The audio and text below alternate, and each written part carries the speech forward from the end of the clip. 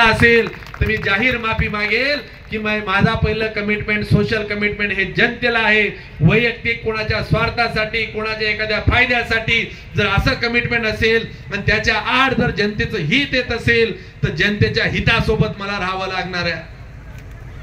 मी तुम्हाला आज या निमित्तानं पुन्हा सांगेल की या नगरपालिकेच्या अनुषंगाने आता काही लोक आहेत, चंद्रकांतामध्ये तो क्रोसिंग नावाचा एक माणूस होता यक्कू, तुम्ही पाहिलंय का? त्याचं डोकं कायम उलटत चालायचा। चंद्रकांता कोणी पाहिली होती का? संजू आबा पाहिली होती का? आणि अजून एक दुसरा एक माणूस पाहिलाय का? तो एक विक्रम वेताळची गोष्ट होती, तो त्याच्या फाटी खांद्यावर बसायचा आणि मै चला ऐकलं नाही का? मै चला। त्याचं जर काही ऐकलं नाही, त्याचं मतलब साध्य झालं नाही, त्याचं पोट भरलं नाही, दुकानदारी चालली नाही की मग अशी काही लोक आहेत, तीही आपण एकदा तपासा। अरे जनतेच्या हिताआड आम्ही काय नाही केलं। काही लोकांची मी नगरसेवकांची कागद आणली आहे, त्या कागदांमध्ये यांनी कधी या प्रभागाची वार्डाच्या कधी अडचणी सांगितल्या नाहीयेत। अडचणी काय सांगितल्या? बिल्डरची चौकशी लाव, ठेकेदाराची चौकशी लाव, त्याला ब्लॅकमेल कर। असले नगरसेवक येणाऱ्या काळात भारतीय जनता पार्टी मुळीच खपवून घेणार नाही, ही देखील आमची भूमिका ठरली आहे। त्याच्यामुळे आपण सगळ्यांनी या शहरामध्ये ब्लॅकमेलिंग चालणार नाही, व्यापाऱ्यांना त्रास होणार नाही, महिला सुरक्षित राहतील, हे प्राधान्य क्रमांकाने आम्ही ठरवलंय। माझा कोणी जवळचा सहकारी असेल आणि चुकीचं काम करत असेल तर चुकीला माफी त्याला देखील आम्ही करणार नाही। खरं तर मी तुम्हाला सगळ्यांना विनंती करेल, थंडी आहे, बराच वेळपासून आपण थांबलाय, परंतु ही निवडणूक ही कुणा एकट्या परिवाराची किंवा माझ्या किंवा कोणाच्या एखाद्याच्या स्वप्न करण्यासाठी नसून त्या पूर्ण 40 गावकरांचं स्वप्न हे सत्यात उतरवण्याची ही निवडणूक आहे। आणि गेल्या 30 महिन्यापासून तुम्ही पाहताय अविरतपणे या शहराचा विकास घडताना तुम्ही सगळेजण साक्षीदार आहात। खरं तर मी तुम्हाला सांगतो, मी जाहीर भाषणात अनेक ठिकाणी सांगितलं आणि पुन्हा या सभेत देखील तुम्हाला सांगतो, येणाऱ्या 4 ते 5 वर्षामध्ये 1000 कोटीची कामं या शहरामध्ये मी करणार आहे। जर 999 कोटी 99,001 रुपया जरी कमी पडला तर मला तुम्ही ज्या विचारा की आमचा आमदार लबाड आहे, हा जे बोलतो ते करत नाही, हे मला जाहीरपणे तुम्ही मला सांगा। पण जर नुसते काही लोक येतील, काहीतरी ताई 10 मिनिटं तुमच्यासाठी चाललंय, काही लोक येतील दिशाभूल करतील आणि वेगवेगळे आश्वासन देऊन फक्त वेळ काढतील, तर आपण सगळ्यांनी देखील माझ्या तरुण मित्रांना विनंती आहे, वर्षानुवर्ष तुम्ही वार्डात राहताय, तुमच्या वडिलांनी प्लॉट घेतला, आजोबांनी, म्हणजे खरं तर आता इथले बरेच लोक मी ओळखतोय, म्हणजे जे अण्णांना मी इथला परिसरातलं पाहतोय, डॉक्टर सूर्यवंशी तुमचा प्लॉट तुमच्या वडिलांनी घेतला होता, तो तुम्हाला दिला आणि आता तुम्ही घर बांधून तुमचा मुलगा राहतो आणि आता त्याला नातू झाला, तोपर्यंत 4 पिढ्या होईस्तोवर त्या वार्डामध्ये काही झालं नव्हतं। आता जे झालंय ते आता होताना तुम्हाला दिसतंय। आपल्याला हे शहर बदलवायचंय, इथली परिस्थिती बदलवायची, हे मला एकट्याला शक्य नाहीये। याच्यासाठी तुमची सगळ्यांची मला साथ लागणार आहे। निवडणुकांमध्ये कोणी काही सांगेल, कोणी काही सांगेल, त्यांना तुम्ही जाहीरपणे सांगा, होय काही आरोप असतील तर प्रत्येक आरोपाचं उत्तर द्यायला मी सक्षम आहे, प्रत्येक आरोपाला आपण त्याला उत्तर देऊ, परंतु विकासापासून तुम्हाला काही लोक विचलित करतील।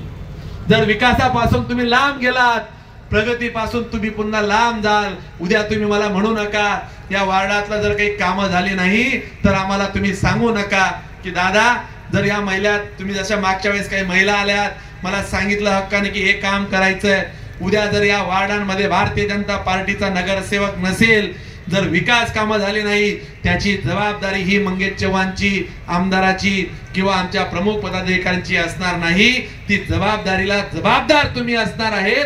चुकीची माणसं जर तुम्ही लादली गेलीत तर येणाऱ्या काळात तुमच्या वार्डाला प्रगती होणार नाही, तुम्हाला पुन्हा अधोगतीकडे जावं लागणार आहे। असतील काही लोकांचे वैयक्तिक संबंध, त्या संबंध सांगायचं, तुझ्या मुलाचं लग्न आहे, तुझ्या मुलीचं लग्न आहे, आज या वार्डातल्या नगरसेविका ताईकडे लग्न आहे, मी त्या ताईकडे लग्नाला जाणार आहे, परंतु लग्नापुरतच गेलं पाहिजे। गेलं पाहिजे। अरे लग्न मरण तोरण यासाठी माझं काही म्हणणं नाही, फक्त मतदानाच्या दिवशी परमेश्वराला साक्ष ठेवून विचार सत्सद विवेक बुद्धीने फक्त करायचं आहे की आपण जे मतदान करणार आहोत हे मतदानामुळे आपला नुकसान होणार आहे का तोटा होणार आहे। जर तुमच्या मनाने जर ग्वाही दिली की हे मतदान माझं योग्य ठिकाणी आहे, तुम्हाला जी ग्वाही देईल, जर अशी ग्वाही दिली तुमची मनाने की आमचा आमदार हे काम करू शकणार नाहीये, हा जो समोरचा आघाडीचा उमेदवार आहे याला जर हे मतदान टाकलं तर हे काम होऊ शकतं, तर त्याला मतदान करा हे सांगण्यासाठी देखील मी इथं उभा आहे। विरोधकांना मतदान करा असं महाराष्ट्रात कोणीच सांगणार नाहीये। काम करणाऱ्या माणसाच्या पाठीमागे उभं राहा हे मी तुम्हाला सांगेल। आणि खरं तर जाताना मी तुम्हाला अजून एक सांगेल, राजकारणात काही लोक खूप समजदार असतात की एखाद्या वेळेस कुठेतरी आपण थांबलं पाहिजे, ही भूमिका देखील काही लोक घेत असतात, त्या भूमिकेचं कौतुक केलं पाहिजे। अनेक लोकांनी सांगितलं की भगवान आबा आता इकडे आलेत काय होणार, पण भगवान आबांनी मला पहिल्याच दिवशी सांगितलं, दादा मला उमेदवारी करायची नाहीये, मला आता या वार्डासाठी एक शिलेदार तयार करून तुम्हाला द्यायचा आहे। करणला घ्या, तुम्ही जो काय राजकीय निर्णय घ्या तो निर्णय घ्या, पण या वार्डाला गेल्या अनेक वर्षापासून माझ्यावर लोकांनी प्रेम केलं आहे, मला त्यातनं एकदा उतरही व्हायचं आहे। मला त्या लोकांनी वर्षानुवर्ष प्रेम दिलंय, त्या प्रेमाचं उतरही होण्यासाठी तुम्ही मला एकदा या माझ्या प्रभागाला निधी देऊन टाका, माझी कामं करून द्या। आबा ह्या टर्मला मी तुम्हाला सगळ्यात जास्त झुकतं माप देईल हे तुम्हाला सांगतो। या वार्डामध्ये आपण पैसे देऊ। संजू आबांनी पण तीच भूमिका घेतली। बाकीचे मला एका जणाचा मेसेज आला, स्टेजवर बसलेल्या ना लोकांना तिकीट नाहीत, मग संजू आबा कसं काय गेले।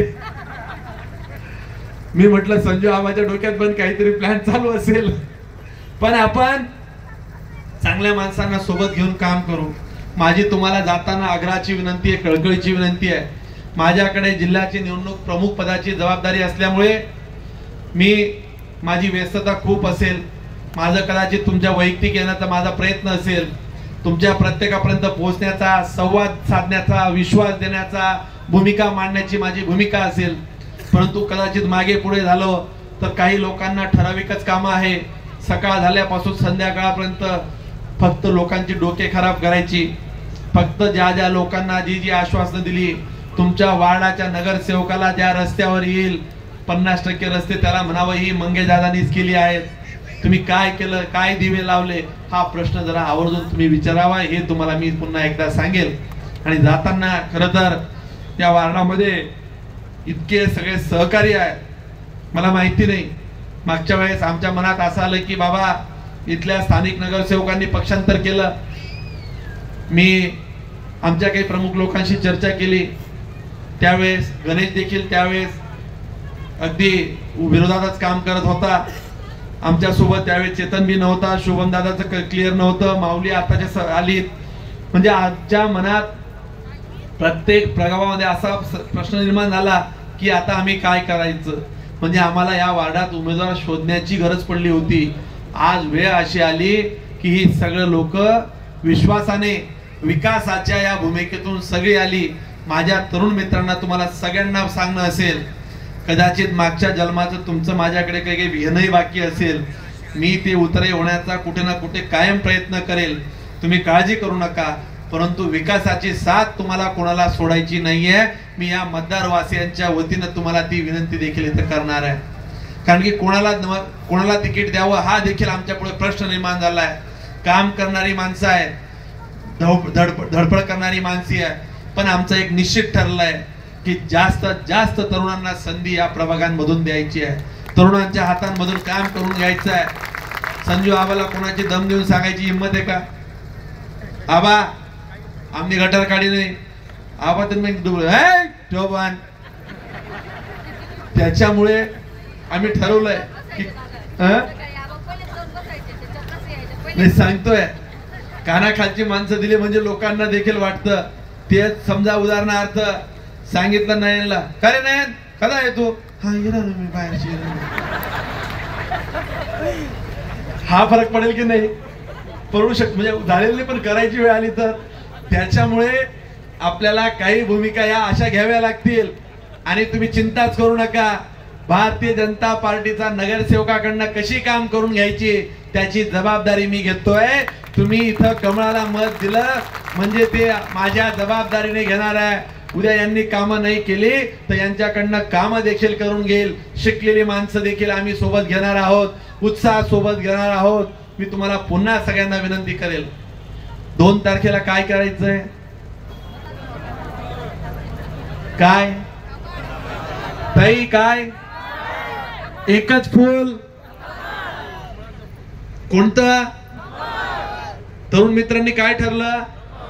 एकदा वरती हात करून भारतीय जनता पार्टीचा हा संकल्प आपण सगळ्यांनी इथून करून जायचा आहे। येणाऱ्या या सार्वत्रिक नगरपालिकेच्या निवडणुकीमध्ये आपल्या भवितव्याची चिंता करत आम्ही सगळेजण हातात हात घेऊन या वार्डाच्या सर्वांगीण विकासासाठी आणि आमच्या उद्याच्या पिढीसाठी भारतीय जनता पार्टीच्या उमेदवाराच्या पाठीमागे ताकदीने उभे राहू। आज ही भद्रा इथल्या आमच्या मारुतीच्या मंदिराच्या समोर गुलाब भाऊ तुम्ही फक्त लक्ष ठेवा आणि उद्या मारुतीच्या मंदिराच्या इथं पंचमुखी हनुमानाला सांगा, सभेमध्ये येऊन ज्यांनी ऐकलं वरती हात करून जबाबदारी घेतली आहे, ज्या ज्या लोकांनी कमळाच्या विरुद्ध काम केलं तो पंचमुखी हनुमान मंदिर त्या तरुणाचं लवकर लग्न जुळू देणार असं काही करू नका। हनुमान म्हणेल माझे बी हाल आणि त्यांचे बी हाल, गमतीचा भाग जाऊ द्या, पण आपण सगळ्यांनी एक संघ राहावं एवढंच तुम्हाला सांगेल। आज आमचा सहकारी गणेश गिरी म्हणून आहेत, त्यांनी वरती यावं, त्यांचा वाढदिवस आहे।